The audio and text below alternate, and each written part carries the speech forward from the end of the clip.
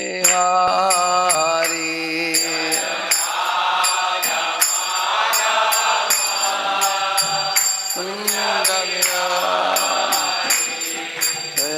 Gopi Jana Vallabha Girivaradhari.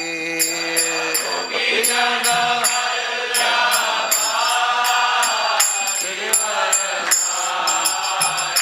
Yashodanandana Braja Jana Ranjana. Yashodanandana Yashodanandana Braja Jana Ranjana. Yamuna Tira Vanachari. Yamuna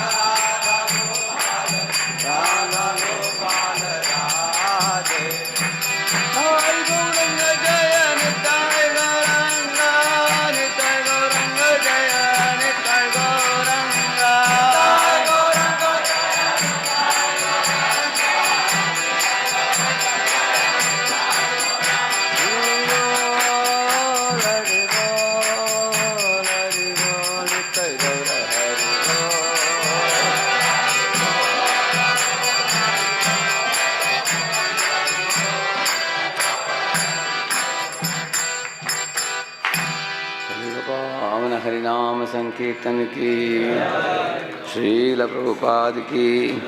अनंत कोटि वैष्णव वृंद की, ग्रंथराज श्रीमद् भागवतम की। ओम ज्ञानतिमिरन्धस्य ज्ञानाञ्जनशलाकया चक्षुरुन्मीलितं येन तस्मै श्रीगुरवे नमः। श्रीचैतन्यमनोभीष्टं स्थापितं येन भूतले स्वयं रूपः कदामह्यं ददाति स्वपदान्तिकं। वन्देऽहं श्रीगुरोः श्रीयुतापदकमलं श्रीगुरून् वैष्णवांश्च श्रीरूपं साग्रजातं सहगणरघुनाथान्वितं तं सजीवं साद्वैतं सावधूतं परिजनासहितं कृष्णचैतन्यदेवं श्रीराधा कृष्णपादान् सहगणललिता श्रीविशाखान्वितांश्च नमो ओं विष्णुपादाय कृष्णप्रेष्ठाय भूतले श्रीमते भक्तिवेदांत स्वामिन्निते नामिने। नमस्ते सारस्वते देवे गौरवाणी प्रचारिणे निर्विशेषा शून्यवादी पाश्चात्यदेशतारिणे। नमो महावदन्याय कृष्ण प्रेम प्रदायते कृष्णाय कृष्ण चैतन्य नाम्ने गौरत्विषे नमः। हे कृष्णा करुणा सिंधो दीनबंधो जगत्पते गोपेश गोपिका कांत राधा कांत नमोस्तुते। तप्त कांचन गौरांगी राधे वृंदावनेश्वरी वृषभानुसुते देवी प्रणमामि हरिप्रिये। वाञ्छाकल्पतरुभ्यश्च कृपा सिन्धुभ्य एव च पतितानां पावनेभ्यो वैष्णवेभ्यो नमो नमः। जय श्री कृष्ण चैतन्य प्रभु नित्यानंद श्री अद्वैत गदाधर श्रीवासादि गौर भक्तवृंद। हरे कृष्णा कृष्ण कृष्ण हरे हरे, हरे राम राम राम हरे हरे। ओम नमो भगवते वासुदेवाय। ओम नमो भगवते वासुदेवाय। ओम नमो भगवते वासुदेवाय।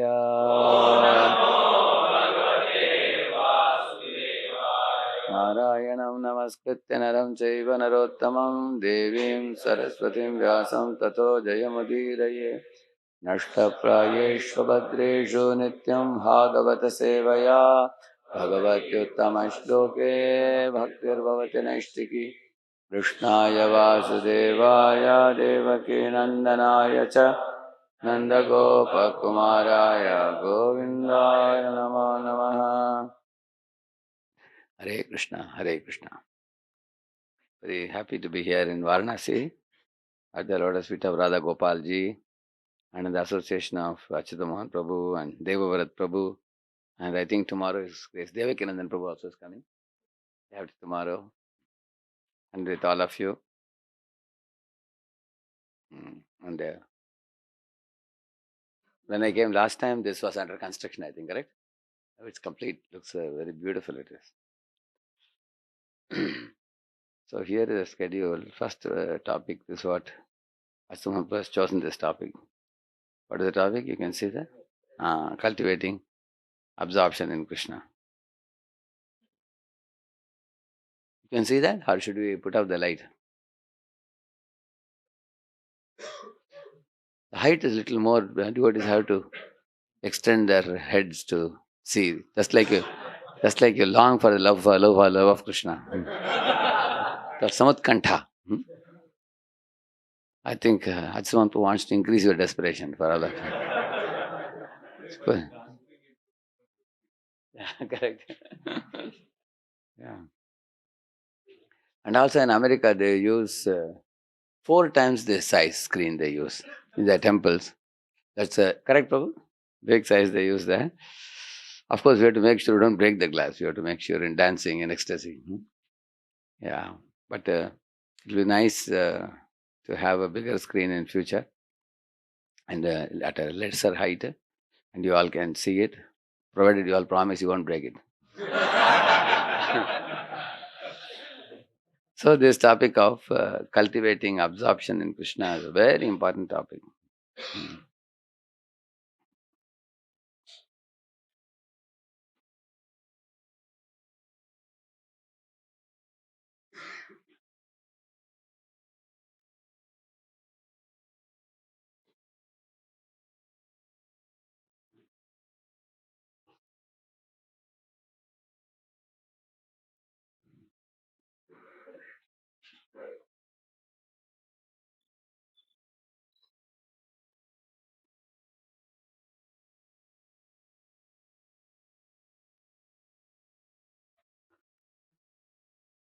See, generally, when you talk about cultivating absorption in Krishna, you think like this, correct? No? You can see the picture?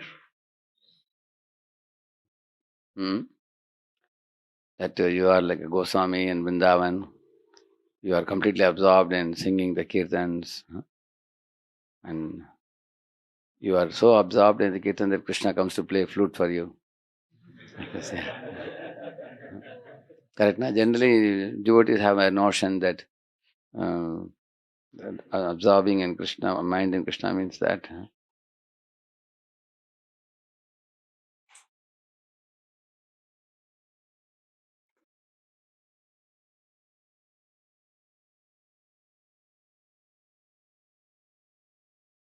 See this picture. What do you find here in the picture?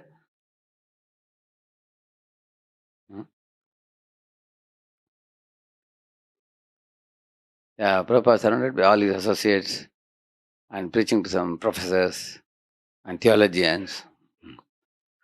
So, somebody may think that this is far-fetched from absorption in Krishna. One may think like that. But actually, absorption in Krishna, if you see, one time Srila Prabhupada was talking with His Holiness Bhakti Swarup Damodar Maharaj. And Prabhupada was having a very heated dialogue about Darwin's theory. So at that time, His Holiness Amarakshana Maharaj came to him and said, Prabhupada, would you prefer to have some little light kirtans? And devotees can come and perform some bhajans and kirtans for you. So he thought he would lighten the mood. And Prabhupada turned around and said, what do you think we are doing now? So this is also.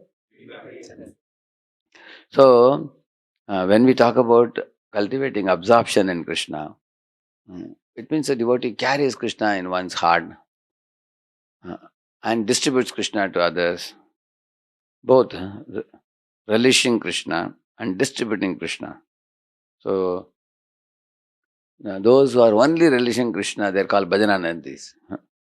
Those who are relishing and distributing Krishna, they are called goshtyanandis.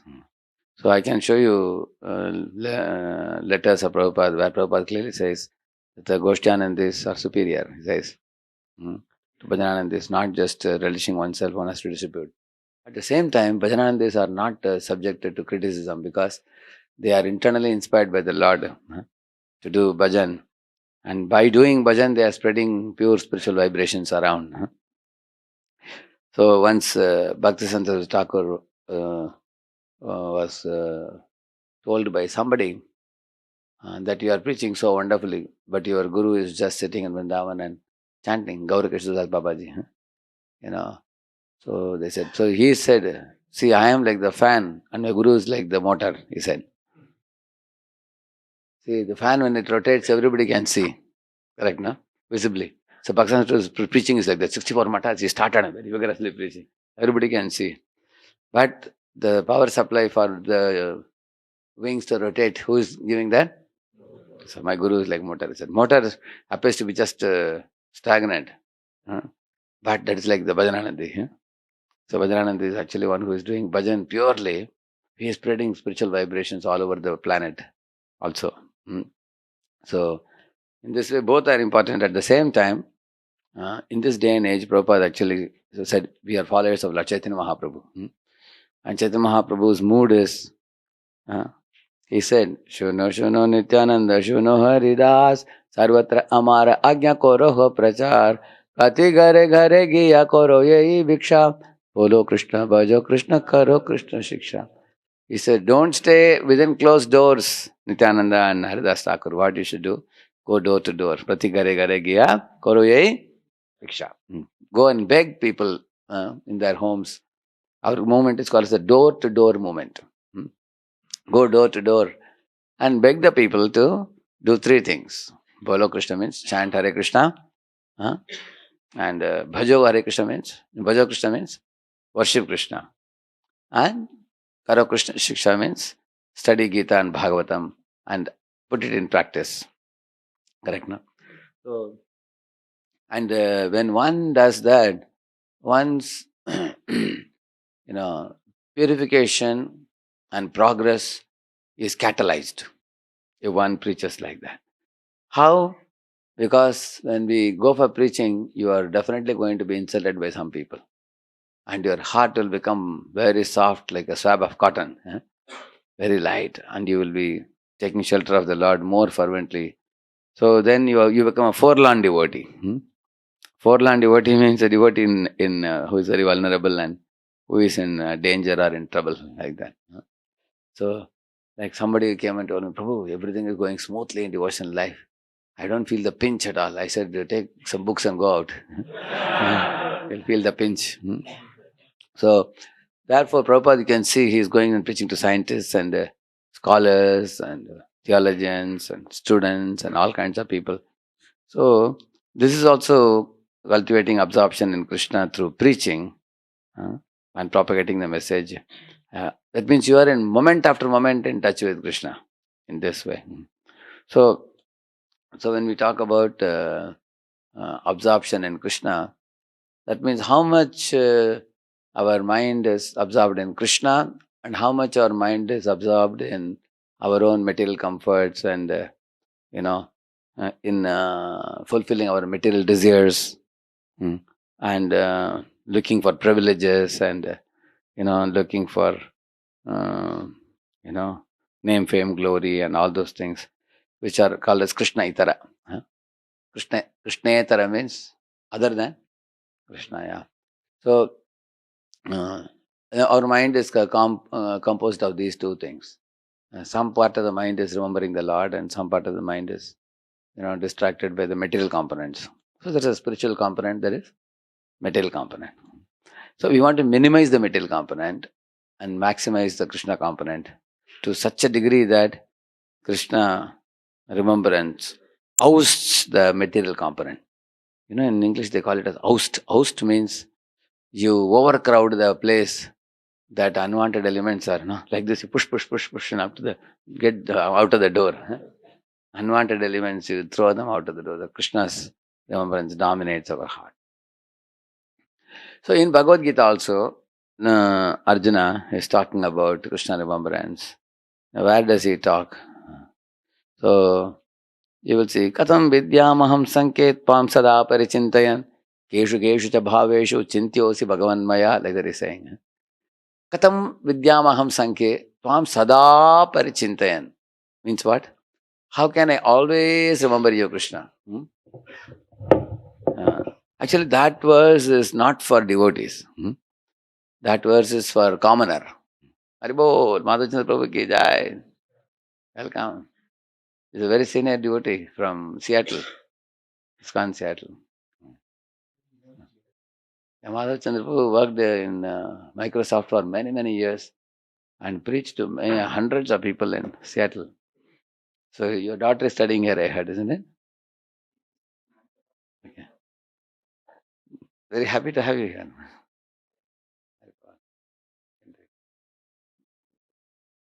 So, Keshu Bhaveshu, Chintyosi Bhagavanmaya. In what all way, different ways I can remember you, Krishna.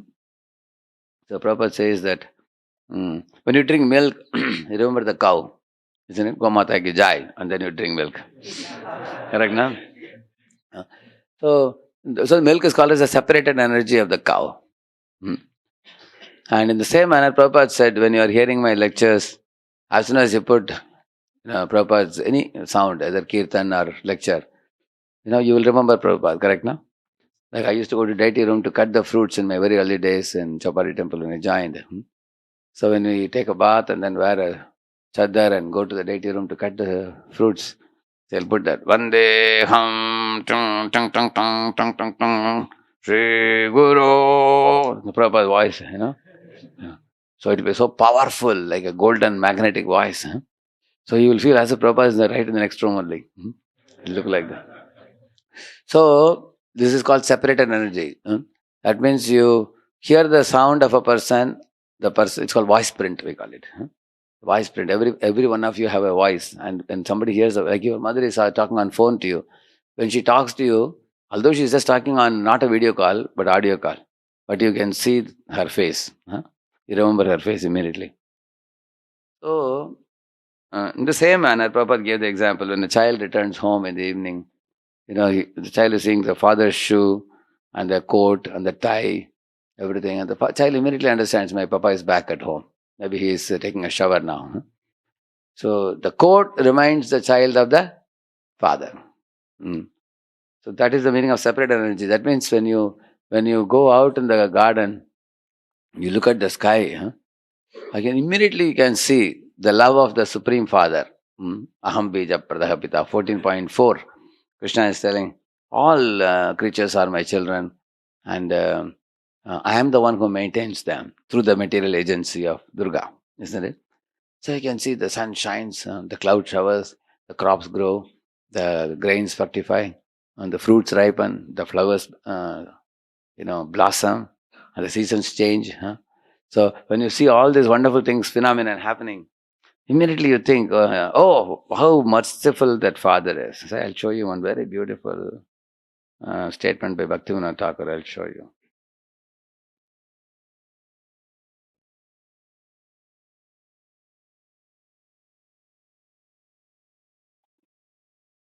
See, he's saying, Bhaktivinoda Thakur,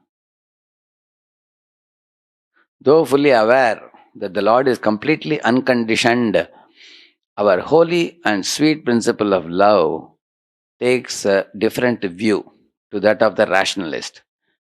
So, Bhaktivinoda Thakur is going to distinguish now between a rationalist who gives reasons and a devotee whose love is beyond logic. So, two things he is going to say. So, reason says one thing, but love prescribes the opposite. Reason tells me that God has no sorrow. God is beyond all these emotions, people say, no? But love sees God in tears for his sons who are misled to evil. Understand? No? Try to picturize it in your mind. Like Mayavadi's impersonalist think that God is always very mature and he doesn't care for the world. He is Supreme Brahman or something like that. Whereas the Bhakta sees the Lord is running behind the jivas, Maya Mrigam Daitam Epsitam Anvada Vande Mahapurushate.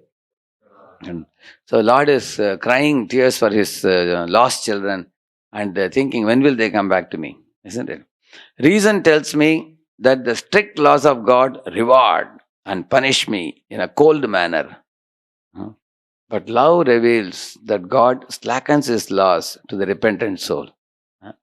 Like for example, Krishna says, Ye me matamidam nityam anutishtanti manavaha shraddhavanto anasuyanto muchyante tepi karmabhi ye tadapyasuyanto nanutishtanti me matam sarva jnana vimodamstan viddinashtan achetasaha. These two verses Krishna says, if you obey me, you will attain all perfection. If you become envious of me and disobey me, you will become Krishna unconscious and you will be destroyed. Like that he says. So this looks like God is, rewarder of the successful and punisher of the evil. Like that. But in another verse he says, Apiche suduracharo bhajate mamananya bhag sadhureva samantavya samyak vavasito hisaha. The Lord is very merciful Lord.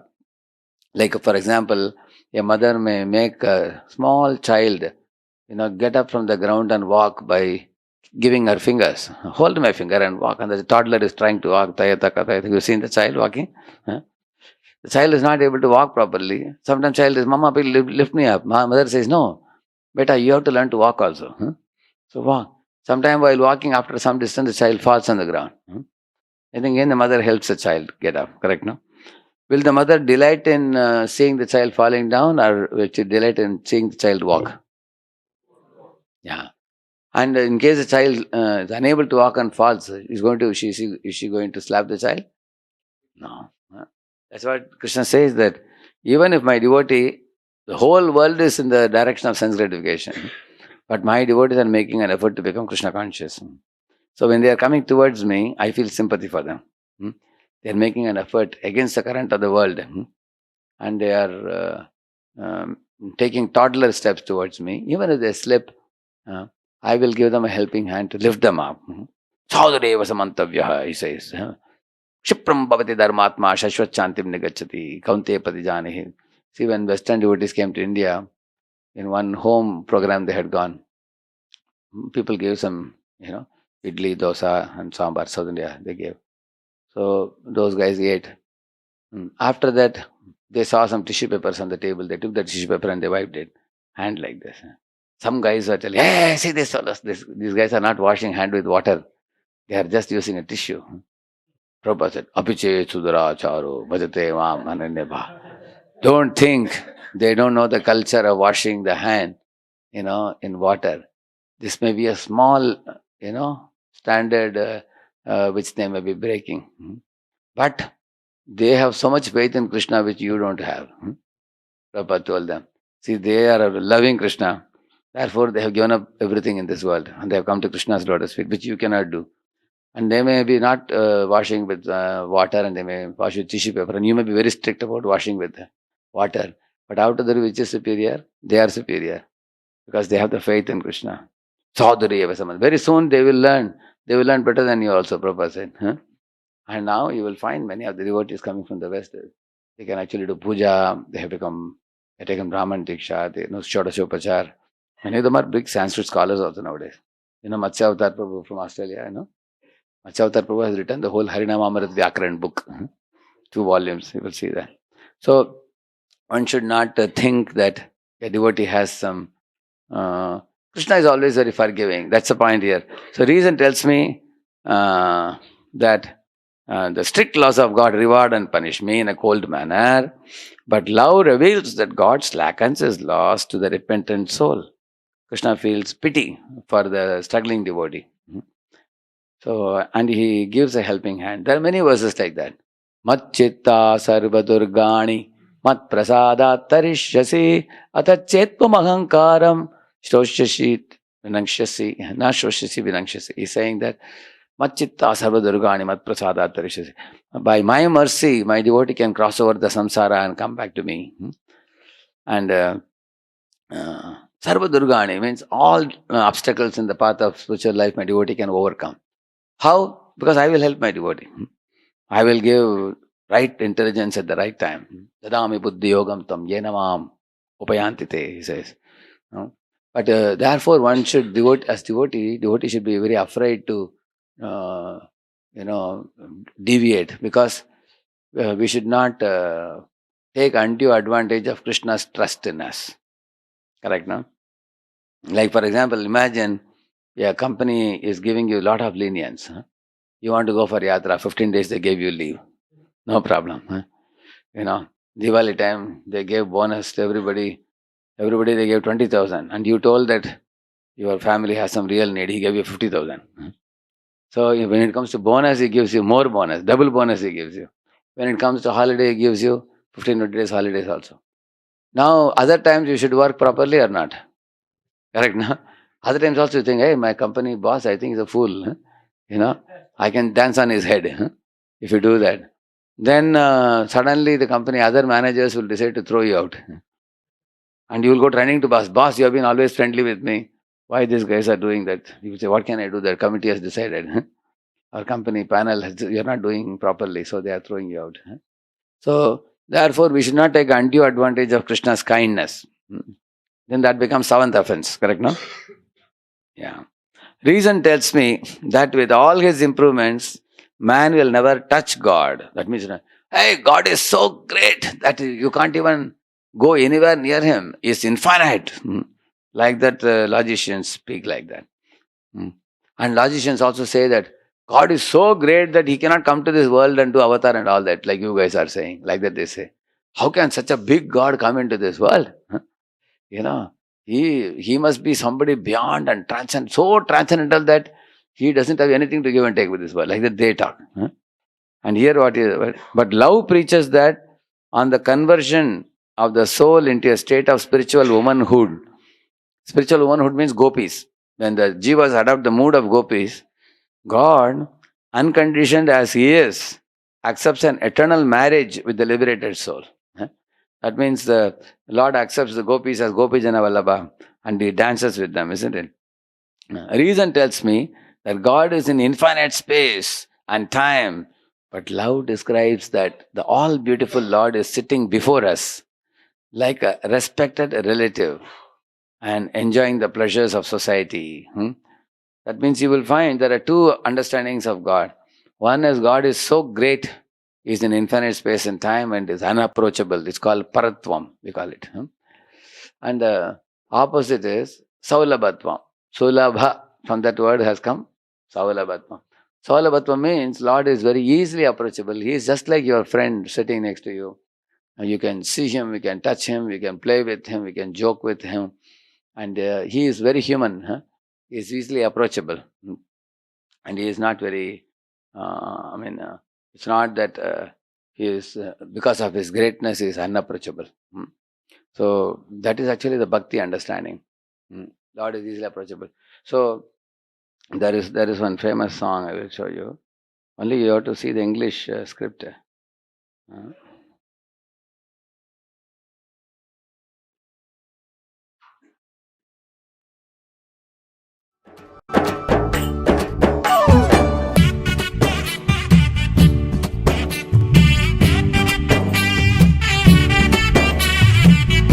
This is a Yashoda Krishna pastime.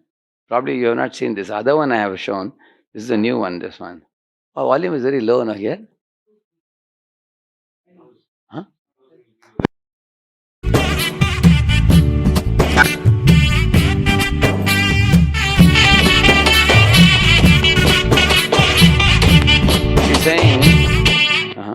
She's saying, Yashoda is saying that whenever I make this butter and keep it in the pot, this fellow comes and opens the pot and eats the butter and throws here and there.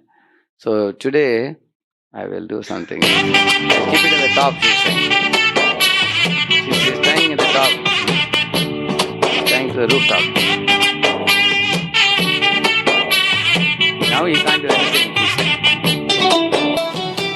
Vishamakkara Kannan Vishamakkara Kannan பொல்லாத Vishamakkara Kannan. Pollada Vishamakara means Pollada means dangerous. And Vishamakara means mischievous. So saying this dangerous and mischievous Krishna, how he will act nobody can predict. Now he is coming now.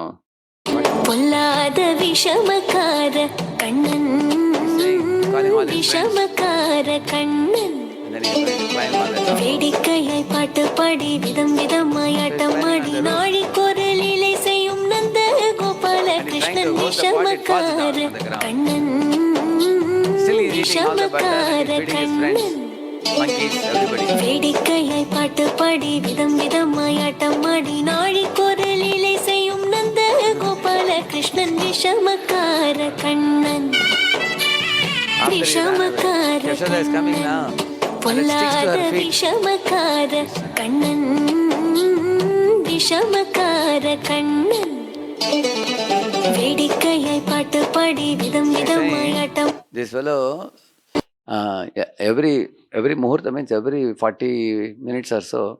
Muhurta is 40-45 minutes, something like that. He always performs new pastimes with different people. Sometimes with covered boys, sometimes with covered girls, sometimes with other gopis like that.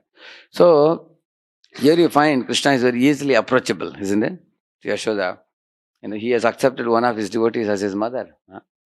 And somebody has accepted as a friend. Somebody has accepted as a father. Somebody has accepted as a lover, a beloved. So that's what he is saying here.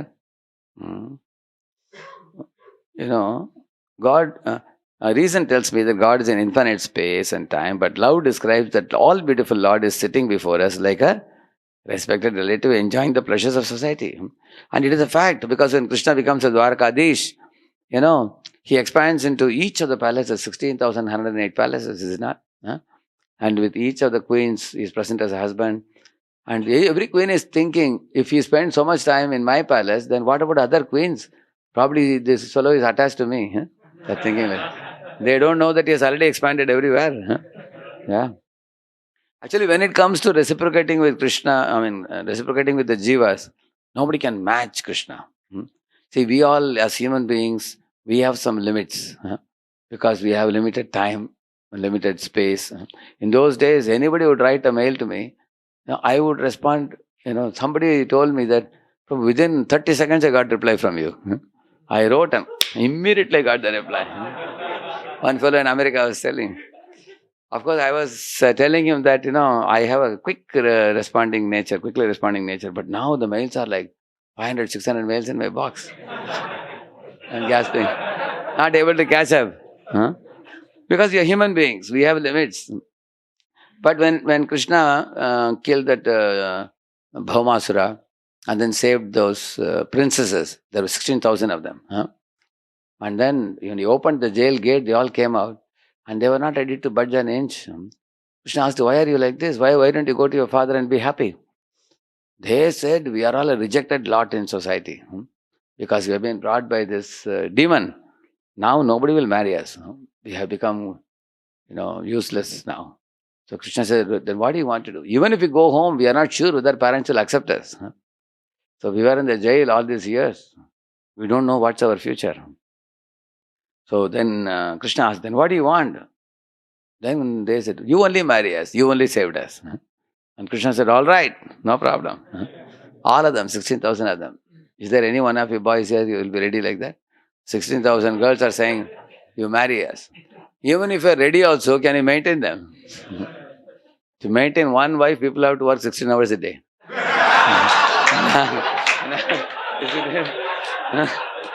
And it's 16,000 wives.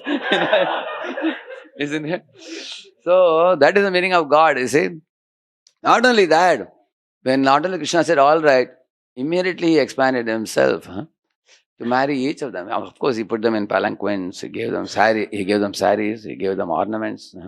He made one palace for them in Dwaraka, sent them to one palace. And he expanded himself. While expanding himself, if one of the queens was tall, then Krishna also expanded himself taller than her. If one queen was short, then Krishna also was short Krishna, not so tall. If one queen is little chubby, he was also little chubby. Just like we say, made for. That is real made for. Like that he expanded himself. So therefore, in the expansions of Krishna's forms also, there are slight differences in the tallness and the size of Krishna according to the queens. Because sometimes you see a husband and wife, exactly they are matching very well. They look very, good match, correct, no? So Krishna expanded like that so that it will make everybody, how he can make the jivas happy, you can see. So he was present in every one of those palaces with them. So, and he was personally available to, some of the queens wanted to swing him in a swing. He was ready to be swung. Some of them wanted to play some dice game with him. He was sitting and playing dice game with them. And the queens wanted to, wash his feet and, remove the mukut and comb his hair and personally worship him and then feed him. He was accepting. So he's a very powerful reciprocator. Nobody can match with him in reciprocating. We will fall short of our time and energy and, everything. So that's why he's saying, reason tells me that God is in infinite space and time, but love describes that all beautiful Lord is sitting before us like a respected relative and enjoying the pleasures of society. As a father in his amusements with his young children, God is spreading all sorts of delicious food all over the earth and expecting his sons to gather them for their own benefit. Like, when I was a small school-going kid, my father used to bring in a stainless steel jar, this much big jar. He would bring this mixed fruit juice, Nowadays, they add this custard also to that, I think. Correct, no? They make custard. In those days, they won't add custard, but multiple fruits they would make with, I don't know what, the honey or something they put. It would be very, very delicious, it will be. So, he would bring good amount of quantity. And we all would sit around the table. So, what do you think he will do? Do you think he will take a glass and drink it all himself? He'll do that, no? First he will give it to children, then he gives to wife, then he also takes for himself, correct, no?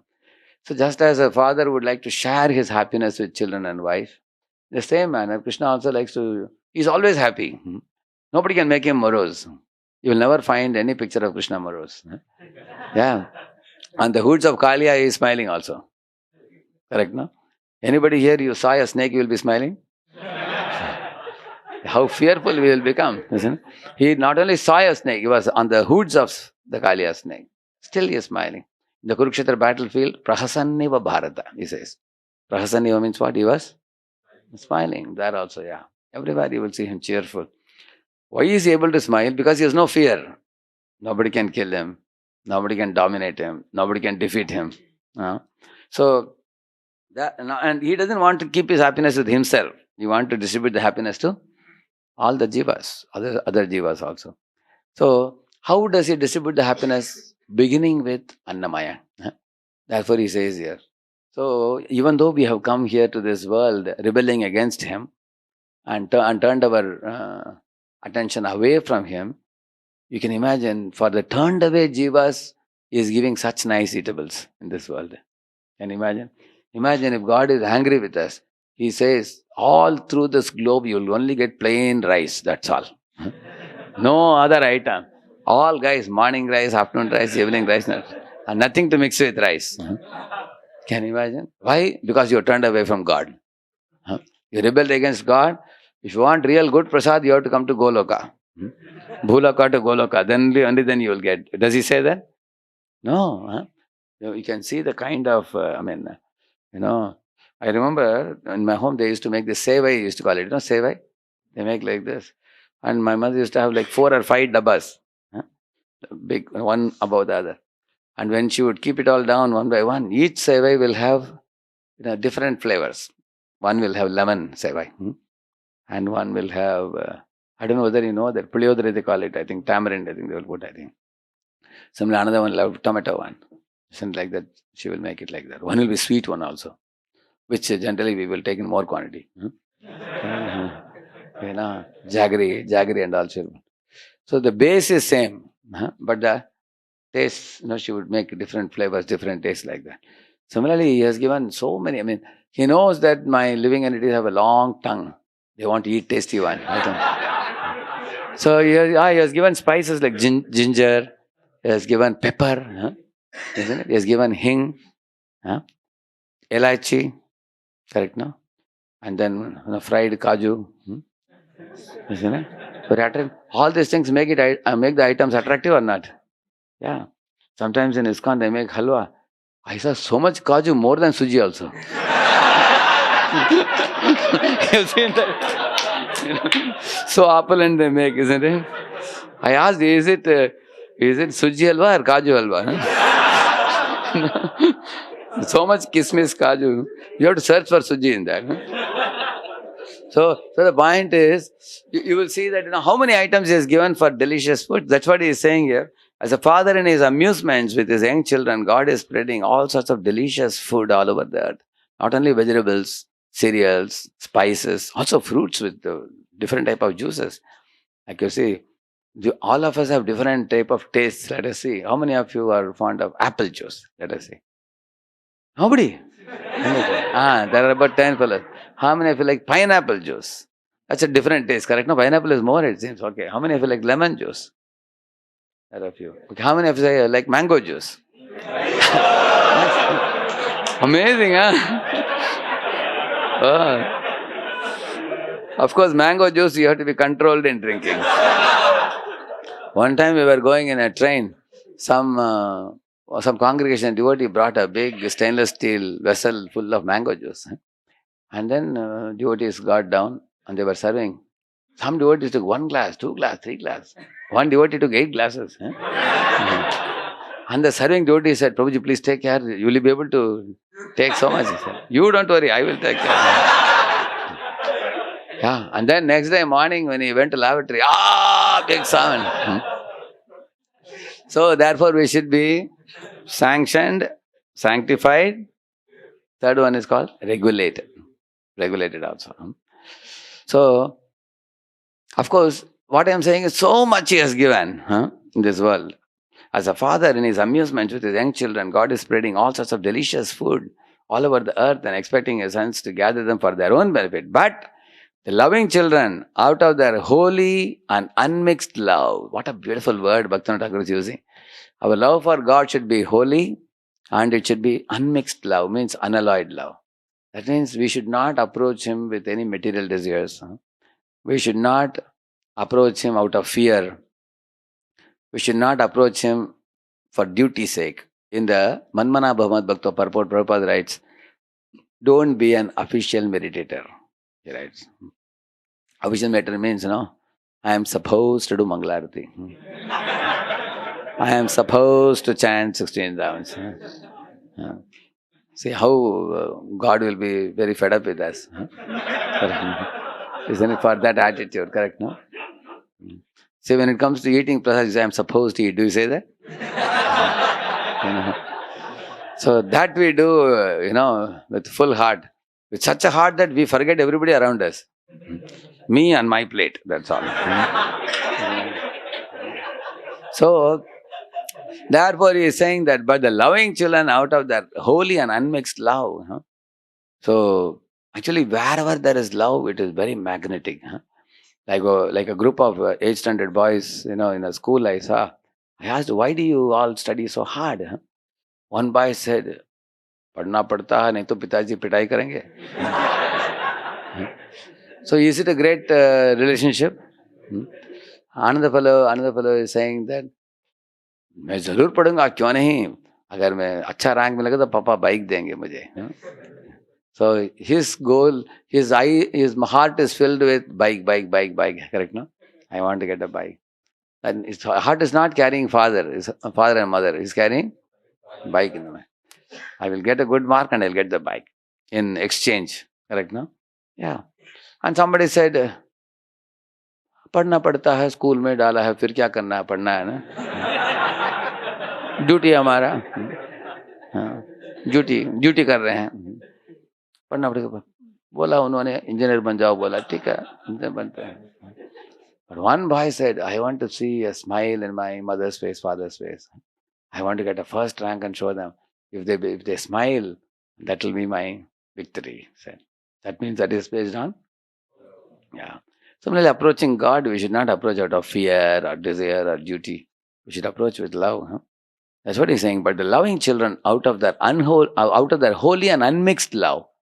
Holy means it's a divine type of love it is. It's not ordinary love it is.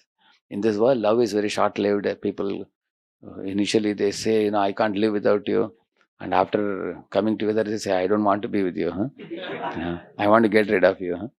So, but love for God is a very deep thing. See, the gopis saw that Krishna left Vrindavan at the age of 11. Again, the gopis saw Krishna at the age of 125 when he was in Kurukshetra. So if you see, 114 years they had not seen Krishna, but their love did not diminish even a bit. That is real love. So Rupa Goswami says, real love means where there is every chance for the love to break, but it does not break. It remains. So, but the loving children out of their holy and unmixed love gather all the scattered blessings. You know what is scattered blessing? In the form of, just now you all said, you like pineapple juice, you like apple juice, you like lemon. These are the scattered blessings in this world. Because for the jiva, these are very delicious. See, this world is not just filled with only mitti, some mud and sand and iron and manganese and sulfur and calcium like that. This world is also filled with such eatables, like what he's saying. These are scattered blessings, he's calling it. And with strong feelings of love, regardless of reason, he says, offer all the blessings to the Father, whom they love more than their lives. He's saying. That means how we should offer the bhoga to Lord? With strong feelings of love we should offer. Krishna, you are so kind. Krishna bada dayamai.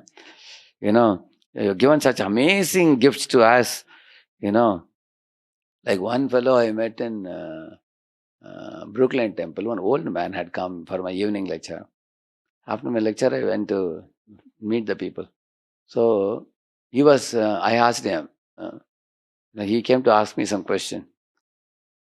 Then when I was talking to him, he said, Swamiji, I am not Krishna's devotee, I am devotee of prasadam. He said, that is how I started. But now I have become Krishna's devotee because prasadam made me into Krishna's devotee. Beginning I came, I was only devotee of prasadam only. He said I would come at the end of the lecture straight, and I don't have to go to temple hall, directly to prasadam hall. So, sometimes in ISKCON temples, managers become angry. They say, no, these people are coming only for prasad. Don't give them prasad. See, never think like that. Because, if they eat prasad, gradually they'll get purified. And then they will like to hear kirtans. And when they hear the kirtan, they'll get even more purified. Then they will think, okay, let me go and sit in the lecture and see what they say. They'll come and sit. Once they sit in the lecture, then they'll start chanting. Then they will give, everything. They'll give donation, they'll give service. And after some years, they become devotees. I used to tell in Pune also, see, this fellow can go and eat in so many anatha ashramas are there. Correct, no? So many orphanages. So many people are feeding ordinary food. But he is taking trouble to enter the ISKCON campus and come and eat this prasadam, which is supplied by Krishna, which is not ordinary. So any jiva puts his feet in the Krishna's temple, the jiva is respectable. We should not think of them to be ordinary, even if they come only for prasad also. We may think that they are very calculative. If they go to hotel, they have to spend money. If they come here, they get free food. Okay, let him come for free food, but anybody comes to Krishna for free food, if they think they are cheating Krishna, Krishna tomorrow will put them in his pocket. You will see that. Now he may cheat Krishna for a few plates. Later on, they will be dedicated wholesale to Krishna. You will see that. Yeah. So therefore, he is saying that with strong feelings of love, regardless of any reason, somebody may say, hey, if you are offering a plate of bhoga and keep it in front of God, is God really going to eat it? It's all just your psychological imagination or it's a placebo effect. Things like that people say, you are just imagining God is eating. It's all just your sentimental imagination. Like that, some people may tell you, therefore he's saying regardless of reason. But actually, Prabhupada was asked by one fellow, one Arya Samaji fellow asked him, you guys are keeping a plate in front of God, bhoga and everything. Does God really eat? So Prabhupada quoted that famous verse. Patram pushpam phalam toyam yo me bhaktya prayachati tadaham bhakti upahritam ashnami prayatatmanah. So Prabhupada underlined this word ashnami. Ashnami means I eat, Krishna says. Krishna says I eat, and you are asking whether he eats or not. Should I believe in Krishna or should I believe in the words of a loafer like you? Like that Prabhupada asked. Like that Prabhupada asked. So Prabhupada had a very firm faith in Krishna's words. Now you may have a question, what is our logic? Our logic is that, I kept the plate and the plate is as it is. And because the plate is as it is, then I am wondering how Krishna ate it. If Krishna ate it, that something should be, at least half plate should be empty at least. Somebody thinks like that. See, imagine if Krishna starts eating like Govardhan, everything, you won't be able to supply. Correct, no? Imagine he finishes one plate and says, hey, get me one more. Get me one more. And then whatever he cooked in the kitchen, everything is finished. Prabhuji, Mataji, children all are thinking, today everything Krishna ate up. Hum log kya kahenge, what will he eat? Correct, no? And people will have trouble giving Krishna in future. If he finishes everything like that. Correct, no? He is so kind. He can eat it and still leave it. That is a spiritual method of eating. He can do that. Purnamada, Purnamidam. Just like you write a mail and just you put send button, you press it. Mail goes to that person and you also have one copy with you. Both places it is there. Like that Krishna can do that magic. So therefore he is saying, and offer all the blessings to the Father, whom they love more than their lives. Yeah. So in this way, people offer the bhoga plate to the Lord. The Father again, in reply to their kind feelings, gives back the offering to the children and kindly tells them, oh my children, these blessings are intended for you. I have given the scattered blessings all over the globe for you to eat. Out of your natural love, you are bringing them to me for my enjoyment, but naturally I have no wants for you to supply. I am actually aptakama. I am full in myself. I am Atmaram, Aptakam. I don't need anything. But I have, however, accepted that part of your offering, which is for me. What is it? Your unmixed love and unbiased affections. That part I have accepted. For which I am exceedingly anxious. Take back these sweet things and enjoy them, either the Lord says. Then the devotee takes the prasadam plate from Krishna. So in this way, the devotee offers the bhoga plate to Krishna with love. That love is called unmixed love and unbiased affections. Thank you, Krishna. You are so kind. Scientists are creating so many things and they are so proud. But they can only give electronic chips which you can't eat. But you have given us potato chips. Wafers. Correct, no? Can scientists give you one thing that which you can eat? They can't create any eatable. The eatable has to... Long before Krishna gave eatables, and now also he is giving today also. Whatever you are eating today, that is not given by scientists.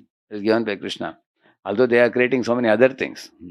Imagine if scientists say that don't depend on God, come to us, we will provide you everything. What is the first thing you will ask? Which they cannot provide. Correct, no? Correct, no? Yeah, they cannot create one grain. Think about it. So therefore, even an atheist, if he has to argue against God, first he has to beg God, please give me some food. I am hungry. After eating, I will shout against you. Correct, no? Correct, no? So, therefore, one should know how much are we dependent on him.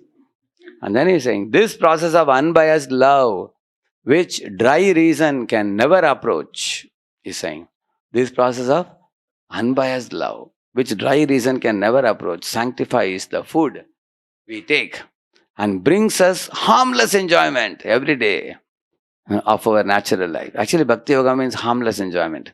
You get enjoyment, but this is free from the thorns of material sufferings, which the other material enjoyment gives. See the difference between material enjoyment and spiritual enjoyment. Spiritual enjoyment, we don't call it enjoy, we call it relish. We call it. Material enjoyment is such that it always leaves a painful thing behind. You will always see, for example, in this world, people who chase after the mirage of illusion, you'll find there are many people, they think by smoking or drinking they are enjoying, and they will challenge the devotees. Look at we guys, we are enjoying, look at you. But what kind of enjoyment? Initially they feel enjoyment, subsequently they suffer. Correct, no? It is followed by suffering. Like that verse says, Yehi samsprashaja bhoga dukha yone evate, he says. So it's a mixture of sukha dukkha. It's called as halada tapakari mishra. That's a word used by Rupa Goswami in the Bhakti Rasamrita Sindhu. Which means, imagine, you are somewhere out in the field on a chill, cold winter day. Like when I was in Columbus, we saw the field and the plants and the walls, everywhere it was white snow. And cold wind is blowing. My Lord, you come out of the car, like that wind. And temperature like -5, -10 degrees centigrade. It's very, very cold. Imagine in that cold winter, somebody from the top throws a blanket on you. And blanket completely covers you. Will you consider it mercy or curse? You will think, how did this person know exactly right time he has given me a nice blanket, thank you, you will say. And then he comes and beats you up. What will you think about it? That is curse. And that is what Maya Devi does. She has the Avaranatmika Shakti and Pakshapatimika Shakti. Two of Shaktis. And in the material world, this is the way the material pleasures are. She will give a little pleasure in the beginning, you will think, oh, very nice, and then she will keep beating. Isn't it? Whereas in spiritual world, you will get only enjoyment. It's like material world means sweet rice mixed with stone particles. That's material world. And if you want sweet rice without stone particles, you have to go to spiritual world. That's only pure bliss there. So, see, I don't have to prove to you, you all know it yourself. The material world, the pleasures are mixed with pain. Correct, no? You will always see pleasure and pain come together, sukha dukha come together. You consider things like, for example, having a own car or having a rented car. When I asked in America also, how many would like to have a own car? Everybody raised hand first. And then I asked some of the people, what are the disadvantages of having a own car? You have to pay car tax. You have to have a garage to keep the car. You need a parking space when you go. And also you have to wash the car with the hose pipe, and you have to put petrol in the car, air in the tire, water in the radiator. You have to maintain the car. Is it not true? Sometimes there will be damage in the car. So many things. So then immediately the people said, half of them immediately shifted to the other side. They said, better have a A rented car. Then I asked them, what are the demerits of rented car?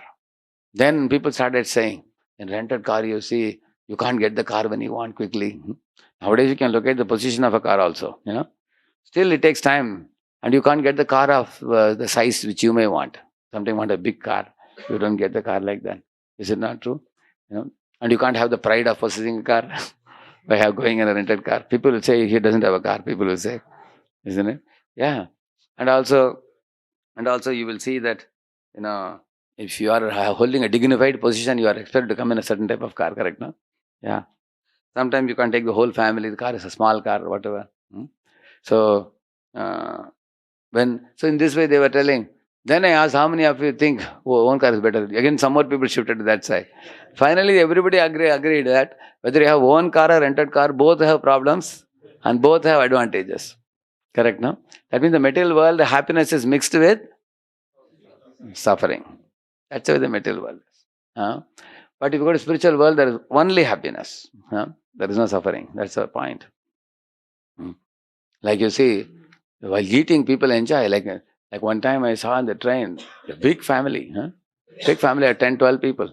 And everybody was buying, samosa and bhaji and eating. One old man was there, seeing youngsters eating, he also said, get me also samosas. He ate a dozen samosas. Yeah, and he was eating. And next day morning, he had a severe stomachache. I was screaming. So while samosa goes in, it gives you enjoyment. And later on, after going into belly, it gives you trouble. That is material world. You will see that. The material world means you cannot only enjoy. Spiritual world is not like that. You can eat unlimited gulab jamuns, unlimited samosas. Whatever item you like, don't worry. You can eat as much as you want. And it's not going to give you any suffering. Spiritual world, there is nothing called as suffering. Spiritual world. It's only pure bliss. We have many limitations. His Grace Jananivas Prabhu said, I don't want to take one more birth, he said. So we asked him why. You see, in the material world, there are so many limitations even in serving the Lord. In spiritual world, there are no limitations in serving the Lord. How many of you have experienced that you want more time to serve, but you're short of time? How many have experienced? Correct, no? Yeah. So we are short of time, short of skills, short of capabilities. And also there are many trouble givers also in this world now. When you want to do some good work. There are so many fellows who foolishly put stumbling blocks in your good work also in preaching. In spiritual world, it is free from ahankar, it is free from lust, anger, pride, greed and all those things. So therefore he was telling, not that I want to go back to God and relax. I want to serve that, but serve without impediments. Yes, sir. So the process of unbiased love, which dry reason can never approach, sanctifies the food we take and brings us harmless enjoyment every day of our natural life. This is a system of sincere worship, which these of a higher class alone can act upon. That means the bhakti yogis. Only they can understand this. We cannot express the joy we often felt when we took the Mahaprasadam in the temple. Yeah, just like all of you students, you have experience. When you were in your school days, you might have gone to some temple where they were distributing prasadam, correct? No? Like when I was living in my native place, is a village, remote village in Tamil Nadu. So we had 2 rows of houses opposite each other. At the end of that row, there was a Vishnu temple. The morning when the Vishnu temple bell will ring, all my friends would come out. We had almost 25, 30 boys and girls, all kids. So we would run to the temple when the bell would be ringing. And then you take darshan of Vishnu, you fall at his feet, circumambulate 3 times and come. There will be a pujari giving big hot balls of chakra pongal, they call it. Chakra pongal means sweet pongal. Then you finish that, first he will distribute that. After finish that, again you stand in the queue, again you come back. Then he'll give you vend pongal. Vend pongal means the salt one. And the salt one we used to like even more than the first one. Why? Because it will have this miri. Miri, you will know that pepper. He'll put the pepper, it will have elachi and all those things. Cashew and everything will be there. Salty one. And the other one will have kaju also. So he would make big ball, he will give very liberal. Big vessel. There was nothing. If you second time came in the queue, he will again give you. It's not that you can eat only once. So eating that practically every day we would eat. Only the prasadam is sustaining us now in devotional life. When I was a small kid, almost every day we used to go in the evening. And then in the evening when we would play, we'll be playing like between 5 to 6, 6:30 would be playing. After that, there will be one home where there was a Kumbhakona Tayar. This Kumbhakona Tayar used to have a long beard like, Vyasdev. A long beard, which was long flowing hair. He was like almost 75, 80-year-old man.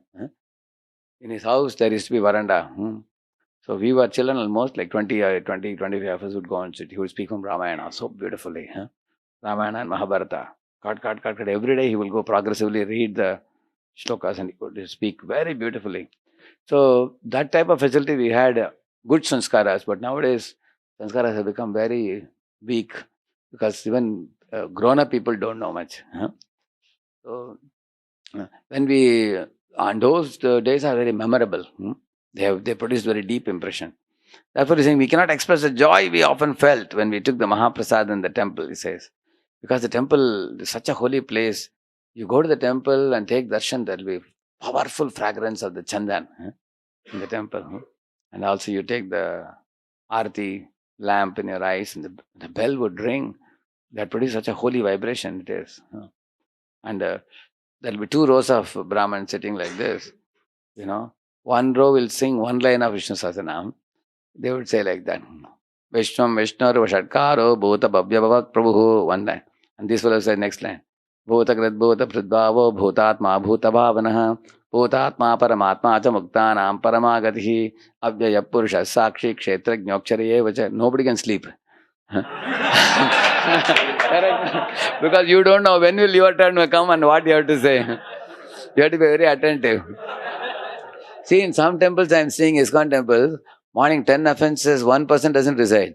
He will only say one offense, and then you have to say. You have seen that? They do in some temples. Why they say like that, do you know? So nobody can sleep. Everybody is attentive. Because when the turn comes to you, you have to say one of those offenses. Sometimes you may not know which number, 7 or 8. So ask, correct, no? So, in this way, they would chant Vishnu Sahasranama. So beautiful, glorification of the Lord. The holiness we attach to it is its sweetness. And often we pray that all men may enjoy it. Like that Bhakti Vinod Vani Vaibhava. In that, Bhaktivinoda Thakur says this. You like the article? Such a beautiful article it is. So, in this way, the Lord is... so, I was telling you in the beginning of the class today, many examples I gave you, like the coat suit, boot, the child sees, remembers the father. If you drink the milk, you remember the cow. If you hear the voice, you remember the person. This is called separated energy. The material world is a separate energy of Krishna. Krishna says that, Bhinna me Prakriti. So when you see the material world, you should remember the Lord. It has come from the Lord. Just like, for example, say, if you take a paper and put some iron filings over it, and I move a magnet below, then all the iron filings will move. Correct, no? So the motion of the iron filings is a proof that there is a magnet behind. Otherwise, the iron filings should be just stagnant. They should be just staying. But they are moving. Similarly, Prabhupada asked the devotees in London, look at this house, look at that house. 2 houses he showed. One house, that other side house was, windows were broken and aisles were not swept. Leaves were there. And the garden was unkempt. It was not properly, it was grown unevenly like that. Dusty house. And so the other house they saw, it was lit up. Lights were there, aisles were neatly swept, and garden was neatly trimmed. So Prabhupada, what is the difference between these 2 houses? Devotee said, Prabhupada, one appears to be uninhabited. Other one appears to be a living place. And then Prabhupada asked the devotees, what do you think about this universe? It appears like a lively universe or a dead universe? Lively. As I told you, morning you wake up, the sun rises, the cuckoos are cooing, peacocks are dancing, flowers are blossoming, crops are growing, fruits are ripening by the touch of the sun, and the chlorophyll is produced, photosynthesis is done, isn't it? And similarly, you find all the living beings are moving. It's a very lively world it is. So the very fact it's a lively world, it has to have a supreme master who is actually governing this world. So in this way, this is the beginning of understanding. Keshu keshu bhaveshu chintyosi bhagavan maya. Then Krishna told the best of the things in this world are him, he said. Amongst the animals, he said. Who is he among the animals? Mrigendra, who is it? Lion, he said. And amongst the mountains, which mountain he said he is? Huh? Mount Everest. Huh? There's no mountain taller than Mount Everest. Mount Everest is tallest. Similarly, he said, in bodies of water, what is it? Am I a pond or a lake? What is it? Ocean, he said. That's the biggest, isn't it? So in this way, you get more than 80 opulences he talks about, definite opulences. And these are all outstanding opulences. Huh? Unmatchable. Just like you say, there is mandolin Srinivas, you know. If he plays mandolin, he plays effortlessly. Huh? And it produces such sweet notes, nobody can match with his mandolin playing. Similarly, there are you can see that in every field there are people who excel. Do you agree? In Bharatanatyam, there are people who excel. In singing, there are people who excel. In TED Talks, there are people who excel. In the same manner, in money making, there are people who excel. Correct, no? Similarly, in intellectual, mathematical problem solving, there are people who excel. In chess championship, some people excel. So you will see that there are people in this world who are outstanding, but the outstanding people don't remain always outstanding in this world. Sometimes they may go down and somebody else may take up. Therefore, the opulences in the material world are flickering in this world. A beautiful person becomes ugly. A strong person becomes weak. Whereas Krishna's strength is oceanic and it is imperishable, undiminishable. It doesn't diminish, it doesn't perish, it is always present in him. His beauty, his strength, his knowledge and fame and everything. So therefore, but by seeing the opulences in this world, we get a clue. Because this is like a jugnu, like a glowworm. By seeing the glowworm in the night, you can know that there is something very shining like the sun, which you will see after the night is past. Then you will see in the morning, you will see. In front of the sun, the glowworm has no value.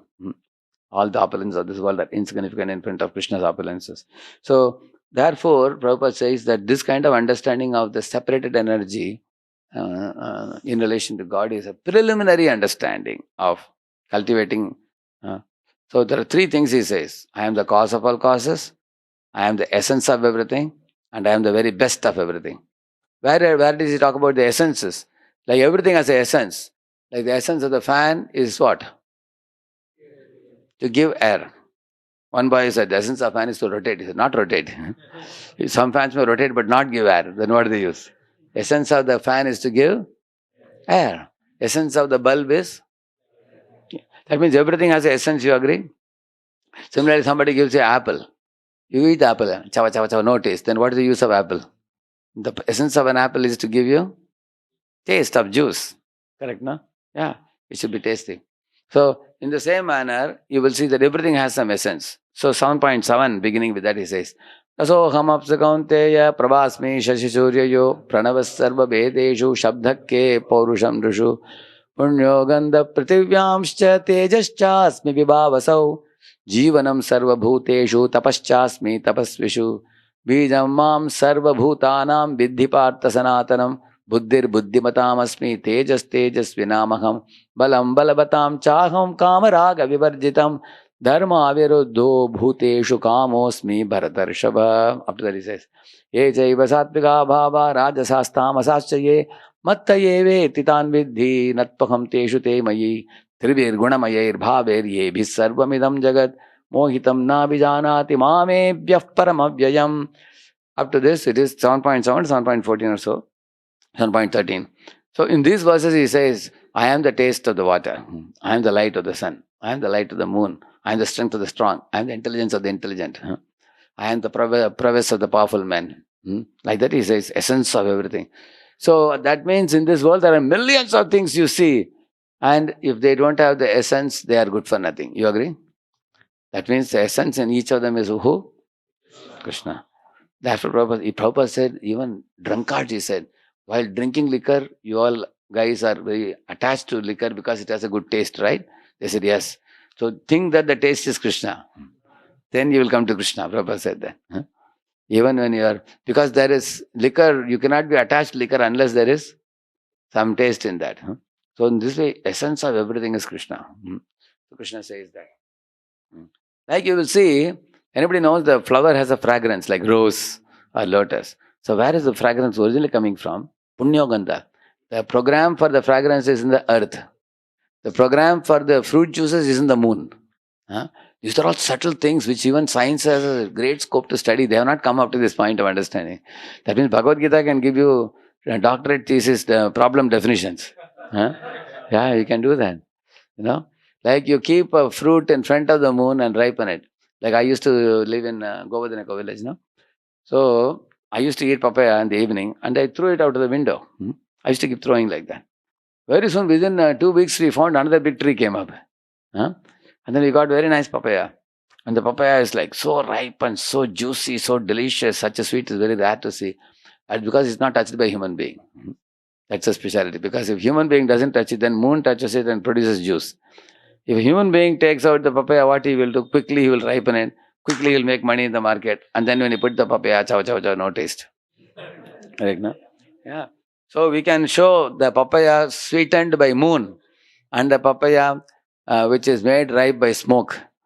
You can do a doctorate thesis on this. Correct, no? See how the moon has effect on the different type of fruit juices. So just like now Hare Krishna Mahamitra research, there are more than 15-20 papers have been published in international magazines now. You know that? Similarly, this can be a study also. If anybody is in the field of biotechnology, can tell them this. Study the effect of moon on the fruits. Correct, no? Similarly, how the earth carries the program for the fragrance. Krishna says that. Punyo gandha prativyamsha. He says that. So in this way, he is the essence of everything. How he will supplies that essence. So he is the best of everything. First of all of us go for what? In India, everybody wants which one? Cheap and best. Correct, no? You want the best things or the worst things? Therefore, when you see Krishna is easily available, the best things. He is the best of everything. And secondly, he says, I am the essence of everything. And then he says, I am the cause of all causes. That's the third thing. He says that, Aham sarvasya prabhavo. If you know I am the cause of all causes, then itimatva bhajante mam buddhava samanvita. Then one can fall in love with him. Just like a child. See, for a child, everything is mother. I want to eat, mother gives me breast milk. Mother only feeds me. Mother only bathes me. Mother only wraps a napkin around me. If it is cold, she arranges a sweater for me. If it is hot, she puts me under a fan. And she's always keeping me on her lap and taking care of me. For me, other than mother, I have nobody in the world. So when the child sees mother as everything, then only the child can love the mother. Similarly, if you see Krishna is everything for you, then only you can love Krishna. There is nothing... It's not that there is nothing other than Krishna. There are many things other than Krishna, but they all are getting supply from Krishna only. Without Krishna's presence, nothing can move. Not even a blade of grass can move. A devotee should be deeply convinced about this. It's the cause of all causes. Anything you take it, immediately you can trace it to Krishna. Like I told you are drinking milk. How am I drinking milk? Because Krishna gave me. How? Why are you bringing Krishna for the milk? Cow gave me the milk. Okay, cow gave you milk. But then how did cow give milk? Because the cow ate grass. How the grass came? Because of the rain shower. How the rain showered? Because of the clouds. How the clouds came? Because of the ocean water. And how the ocean water is evaporated and made into clouds? By the sun. But who put the sun? Yachakshuresha savita sakala grahanam raja samasta suramurti rashesha tejaha yasyagnya brahmati samprita kala chakro govindamadi purusham tamaham bhajami. Yasyagnya, by Krishna's agnya, the sun is operating. Therefore, I am drinking milk now. From the sun to the milk, you can see the connection. Is the cause of all? Take anything. I am eating mango. Why? Because Krishna gave me mango. Hey, why are you bringing Krishna? See, mango comes from a mango tree. Okay, it comes from mango tree. But how did mango tree produce thousands of mangoes? Because mango tree has a seed from which it was produced. How did that seed come? From the previous tree. How did the previous tree get that mango? From that seed. And you go up. Says, Sarvayonisha kaunteya murtayasam bhavantiyaha tasam brahma mahat yonir aham bija pradaha pita. Krishna says, I am the original mango seed giver. Therefore you are eating mango. Right now. In this way, everything can be traced to Krishna. Yeah. So then that is how you become Krishna devotee. Otherwise, how can you become Krishna's devotee? If everything originates from him, then only you can fall in love with him. Oh, whatever I have, everything is produced by him. And there is nothing that exists separate from him. Even the separated energy, he says, that is not separate from him. Do you know that? Really? Is it are you speaking some bogus philosophy? No. Why is he saying the word separated energy? We see it separate. Who? Conditioned souls. Yeah. Conditioned souls see it as separate. And then we try to enjoy it separately. So he calls it a separate energy. Otherwise it is Binna me. Me means what? It's mine only. Actually it's mine only, but these guys have taken for enjoying separately. They think it is separate. It's right. Just like, for example, you bring some bundi from the market and keep it, and you go for a bath, they come back and see ants have occupied it. Huh? Correct, no? Now the ants are thinking the bundi belongs to whom? Them. Isn't it? Correct, no? Therefore, okay, you leave it to them. Okay, chalo, up, you eat it now. That's separated from. So you allow them to enjoy. You leave it. So you actually, it's meant for your enjoyment, but they are taking and enjoying. Similar living entities are taking the. But although it is separate energy, most amazing thing, even the separate energy gives us pleasure. Correct, no? Why? Because it has emerged from Krishna. Anything that comes from Krishna has to be sweet. But the separate energy gives us suffering. Why? Because it is separated from Krishna. See, when you separate anything from the original, for example, here is a tree. It has a branch. I cut the branch of the tree and bring it to my room. It will be green only for a short time. After that, it will dry up. You will see that. Morning flower is blossoming, evening it's dried up. Correct, no? You open a banana, it is fresh, leave it on the table for a half an hour, it will oxidize. You will see that. Similarly, cut the branch of a tree and bring it, it dries up. That is material energy, means living entities have taken these things for their own enjoyment. Therefore, it is called separate energy. Otherwise, Yogamaya, Mahamaya are actually one personality only. Yogamaya acts as Mahamaya in this world. So what devotees are trying to do, they are not wanting to keep the separate energy as separate. They want to use it in Krishna service. For example, imagine a small bolt or a nut in a lorry. If it falls off on the road and the lorry went away, correct, no? So now that bolt or nut, if you go to the shop and give it, it's called Bangar Kabao, they call it in India. They'll give you 2 rupees, they'll give you. 1 rupee, 2 rupee, they may give you.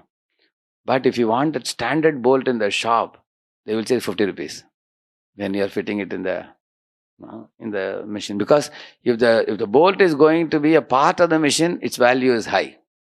But when the bolt is going to be falling on the ground, becoming independent, it has no value. So the jivas, when they connect with Krishna's service, they become very valuable. Like if you are ready to be a part of ISKCON, and if you are ready to render service to Krishna, then your value shoots up. Wherever you go, like Aurangzeb was telling one story, one boy from Chapati went to some temple abroad. He actually was searching for ISKCON temple in Google, and at last he found one.